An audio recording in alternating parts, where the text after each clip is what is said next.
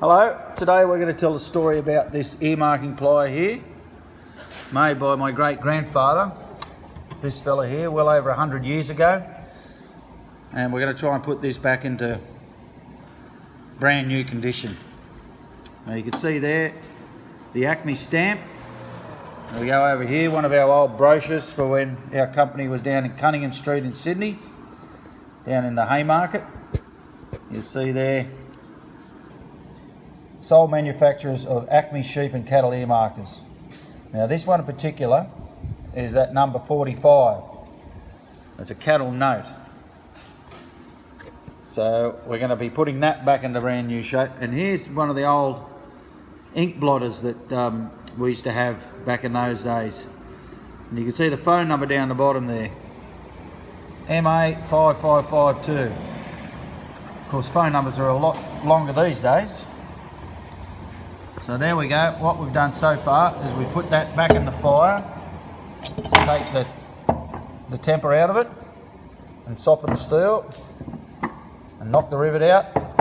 Now what we'll do, we'll put another rivet back in there, file all these edges up so we get them nice and sharp, and all the edges up on this one so we can get them all nice and sharp.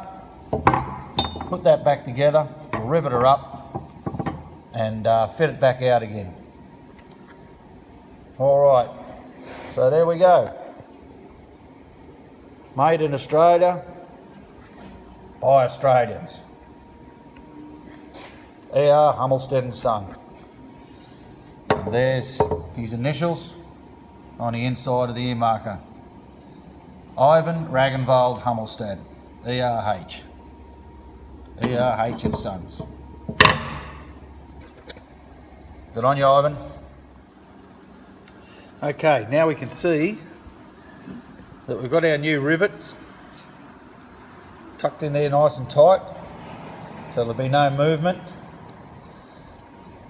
And now what we do is we fit up the male part with small hammers and file off the edges that need filing off. So ideally, when that comes through, it should go cut through and be able to cut paper. At the moment, there's gaps that we'll have to fix up, so we'll be doing that with small hammers and little files to make it all work. Alright, so now we've riveted our plier up. We've got that rivet in nice and tight there. That'll hold everything in place, so that pivot has got nowhere to go now but backwards and forwards. So when it does come down and go through, when we finally fit it up with our small hammers and spread that steel a little bit, it should all be able to come down and cut through paper before we harden it back in the forge again.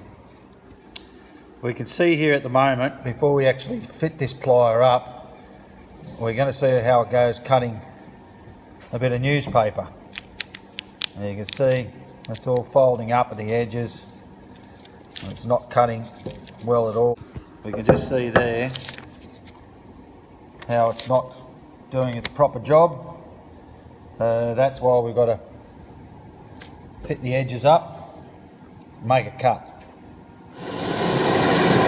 Righto, now we've got the pliers all fitted up. And now we're going to pop them into the forge. And we just want to get them red hot. And once they're red hot, we can get them out of there. Get it treated up.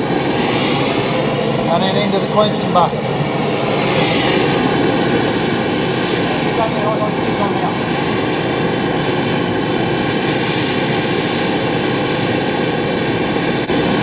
It's coming along nicely. Right, that's all nice and red hot now. Just have a look at that. There's the pliers.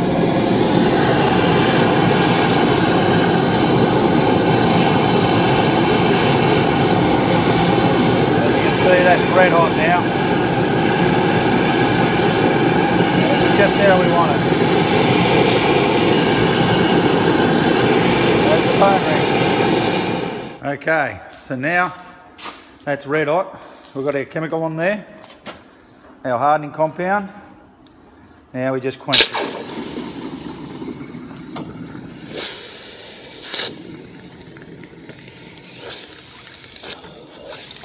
Now to put the hardness back into it now. I'll get him over here. And basically just put a little bit of oil on top of the eye there, right in where the rivet is, so it's got some movement when it finally cools right down. And we just leave that for now, and we'll come back and check on it later. Okay, so now we've got the pliers hardened in the forge. We've got them all fitted up again. Just make sure they're cutting properly.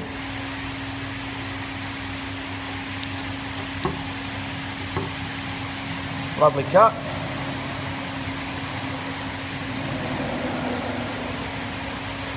Okay, so now all we need to do is polish them up, pop a spring in them, and I'll be ready to go.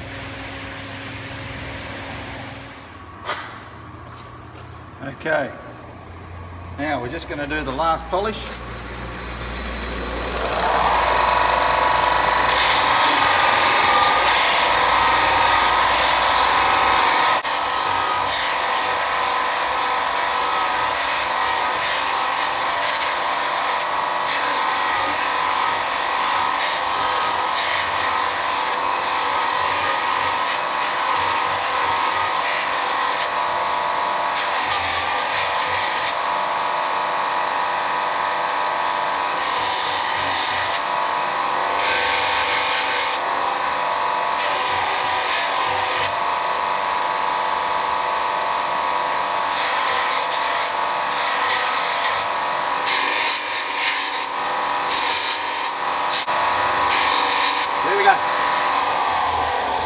Polished up. There we go. All polished up. Okay. So now we've finished the plier. We've got the rivet in there, new rivet. We've hardened it back up again. It's nice and polished up, as you can see.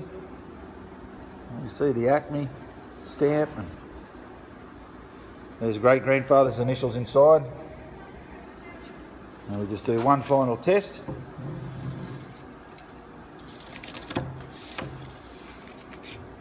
And there we go. Cutting like brand new again. This plier's over 100 years old, and it can go out as a brand new plier again. Pretty good.